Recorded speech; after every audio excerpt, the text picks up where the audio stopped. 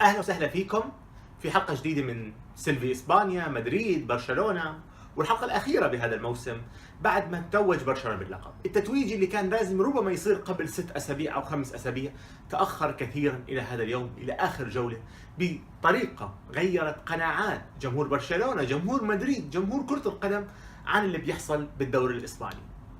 طبعا مش راح نحكي كثير بالمباراه اليوم، شفنا برشلونه انهى الامور بهدوء واخلصها بالشوط الاول، نفس الشيء ريال مدريد انهى اللي عليه بالشوط الاول، ما تاخروا، وهذا الشيء ما راح نحكي فيه كثير لانه ما في اي معنى نحاول نحلل المباراه والمباراه الجاي بالدوري الاسباني بعد 3 اشهر.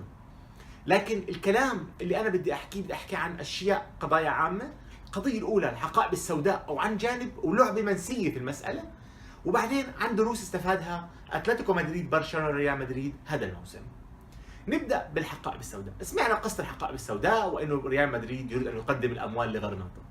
عشان نكون واضحين، تقديم المال من ريال مدريد لغرناطه مش ماتش فيكسينج، مش تلاعب بالنتائج، لانه بالنهايه انت بتدفع لفريق يفوز مش لفريق يخسر. فلو جيت قلت لغرناطه خذوا مليار دولار واغلبوا برشلونه، وبرشلونه بيومه مش حيفوزوا.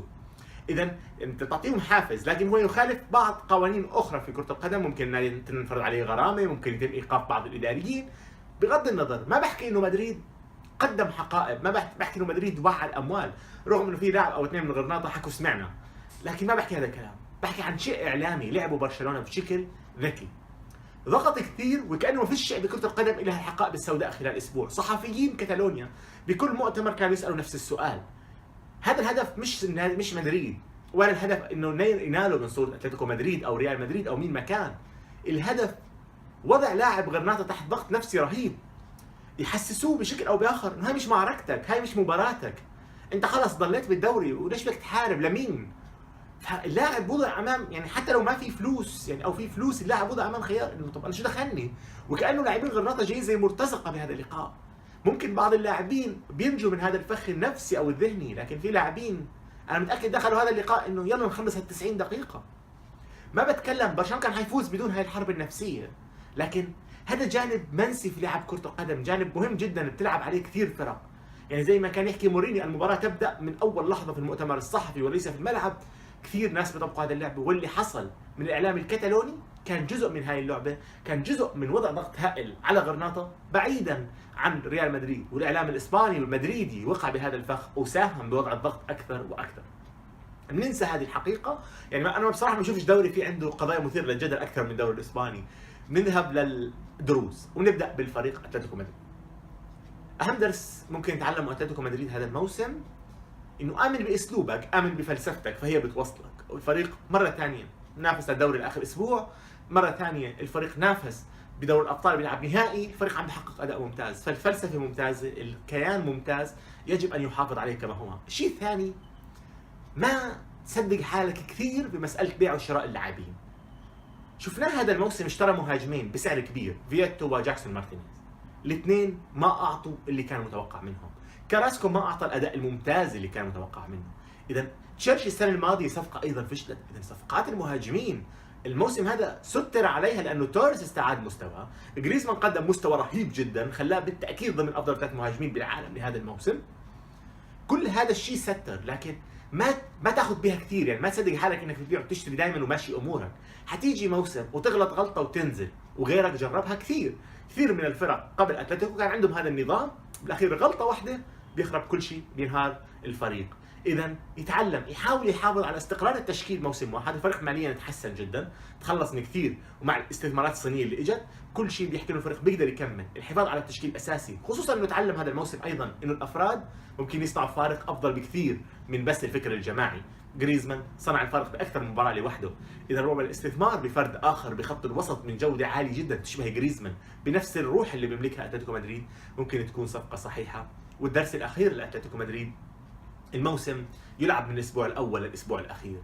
يعني لازم تبلش الموسم، انت الان لم تعد فريق جاي تلعب حصان اسود، انت بطل دوري قبل سنتين، منافس على اللقب الموسم الحالي، بتلعب نهائي دوري الابطال، انت مش حصان اسود، انت لازم تيجي من اول مباراه بتبحث عن اللقب، من اول مباراه بتيجي تفوز، وما تستنى تشوف انه والله بعد 10 مباريات ايه لي امل يلا اكمل. كثير مهم يتذكر هذا الشيء. والدرس الاخير الاضافي انه سيميوني لازم ما يتوقف، الكميه اللي توقفها كثير، يحاول يسيطر على اعصابه، لانه ايقافه الكثير بيخلق سلبيه بالفريق، ممكن تخليهم يفقدوا الدوري او يفقدوا نقاط. ننتقل للفريق الثاني لريال مدريد.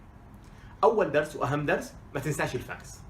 يعني التحسن اللي صار بريال مدريد، المنافسه على اللقب لاخر اسبوع، هذا كله استرداد هيبه، استرداد كبرياء، لكنه مش انجاز. يعني لازم نتذكر هذا الشيء، اللي حصل مش انجاز بالنسبه لريال مدريد. هذا ريال مدريد الانجاز عنده اللقب وبس. الدرس هذا الاول. الثاني الفاكس، ما ننسى الاخطاء الاداريه اللي وقع بها الفريق، ما ننسى الاداره الرياضيه اللي خلقت مشاكل. خيمس رودريغيز لو ترجعوا لبدء انحدار مستواه كان فعليا بلحظه ما صار في كلام عن عقده. لو نرجع للموسم الماضي وبدا تذبذب ريال مدريد، كان فعليا عند الكلام اللي صار فيه انه ريال مدريد انسحب من مفاوضات تجديد عقد انشيلوتي. اذا في مشكله بالاداره الرياضيه، في مشكله واضحه بالاداره لازم تتصلح. الدرس الثالث والمهم، مش دائما لازم ال11 يكونوا احسن لاعب بالعالم على الكره وفرديات. كاسيميرو، فاسكيز صنعوا الفارق بهذا الفريق، لا قدموا الاداء الصح، ولكن مش هم اللاعبين الجوده. يعني مش ضروري تروح تجيب فيرادي بدل كاسيميرو، بعض الاحيان بعض الجنود شيء كويس لهذا الفريق. الدرس الرابع والمهم، الفريق هذا بيملك في كل مركز من المراكز لاعب لو قارناه في العالم فهو واحد من افضل ثلاث، من الحارس للمهاجم. ربما نختلف بلاعب نصير يعني اراء، لكن بالاجماع العام حنلقاهم دائما ضمن افضل ثلاث مصنفين بالعالم بمراكزهم بادوارهم. هذا الفريق مستحيل يفشل، هذا الفريق مستحيل يخسر نتائج كثيره او مباريات كثيره الا اذا توتر او اصابات. الاصابات ظلت موجوده لاخر لحظه وان سترت عليها النتائج الكويسه، لازم تتعالج. التوتر شفناه بالجزء الاول من الموسم، ما كان له داعي لانه اصلا ما كان في داعي لرحيل انشيلوتي لو تكلمنا بالموضوع من منظور منطقي. هذه هي النقطه الاولى. اذا التوتر والاصابات درس مهم لريال مدريد لازم يتخلص منه لو فعليا حابب يستقر بنتائجه وما دائما يدخل بتذبذب واللي شفناه هذا الموسم. الدرس الاخير والمهم جدا، الاعلام المدريدي جزء من النجاح. زيدان من اول يوم لليوم ما تهاجم ولا مره، خساره فورفسبورغ كانهم ما شافوها، التعثر امام ملقا كانه مش موجود، الاداء امام لاس بالماس ما شافوه الاعلام المدريدي لانهم بيحترموا زيدان، بيحبوا زيدان.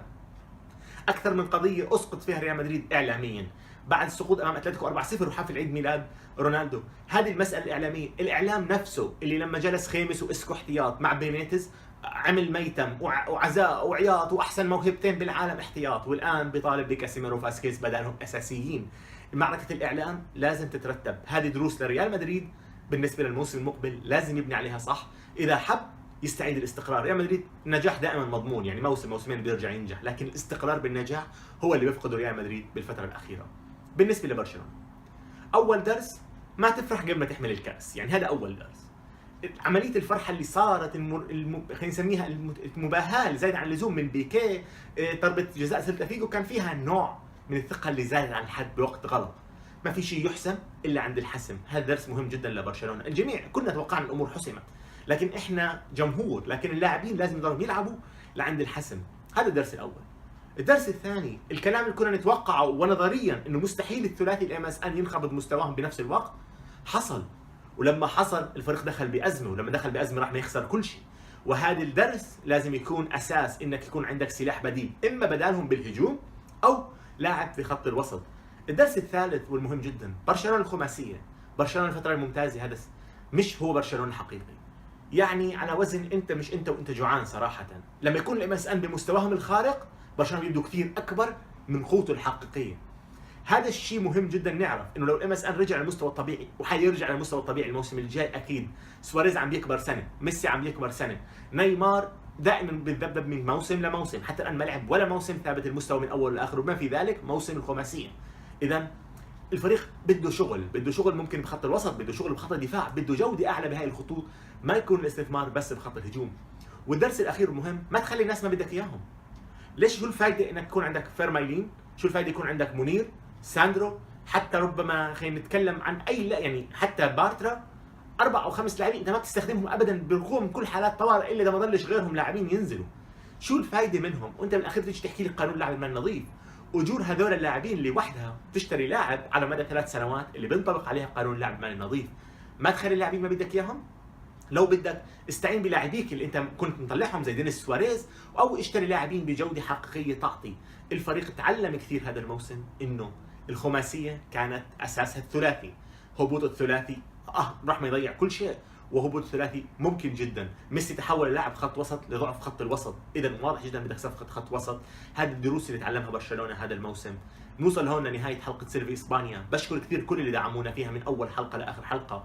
زملائنا طبعا مبروك لجماهير برشلونه وصفحاتهم برسا برسا وفورسا برسا وعالم برسا على تويتر. الصفحه اللي كانت دعمتنا مدريد وبرشلونه مع بعض، ابداع الملاعب، شكرا كثير لكم. والصفحات المدريديه، تجمع مشجعي الفريق الملكي، والحساب الحصري والمميز على تويتر واليوتيوب RM4Arab. بشكركم كثير، بشكر كثير الجماهير. ممكن في بعض الحلقات تطاوشنا مع بعض وتزعلنا ومش مشكله، بس كانت موسم جميل جدا إلنا وإلكم. والسلام عليكم ورحمه الله.